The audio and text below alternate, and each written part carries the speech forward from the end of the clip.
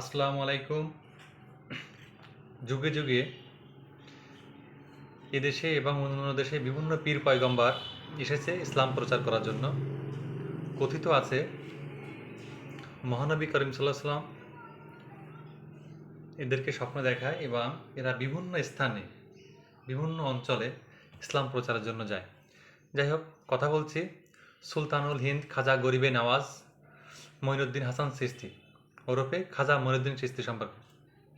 তিনি ভারতের আনা সাগরের তীরে ইসলাম প্রচারের জন্য আসে এবং তৎকালীন সময় ভারতের শাসক ছিলেন রাজা পৃথ্বীরাজ।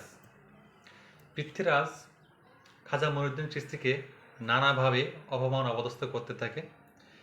একবার তার এক মুরিদ আনা সাগরে উজু করতে গেলে তাকে শাসক পৃথ্বীরাজ নিষেধ করে এবং বলে যে উজু করে আনা সাগরের পানি নষ্ট করা যাবে না, এই বলে তাকে ফেরত দেওয়া হয়। একথা জানার পরে খাজা মঈনুদ্দিন চিশতি একটি পাথরের ঘটি নিয়ে যেয়ে রাজা পৃথ্বীরাজকে বলে যে পানি কারোর নিজস্ব সম্পদ না, এটা আল্লাহর সম্পদ, আমি আমার ভাগের পানি নিয়ে গেলাম। এই বলে উনি আনা সাগরে তার ঘটিটা ডুবিয়ে পানি নেয়। নেওয়ার সাথে সাথে সাগর শুকিয়ে যায়, সমস্ত পানি তার ঘটিতে চলে আসে। পুরো ভারতবর্ষে পানির হাহাকার শুরু হয়ে যায়।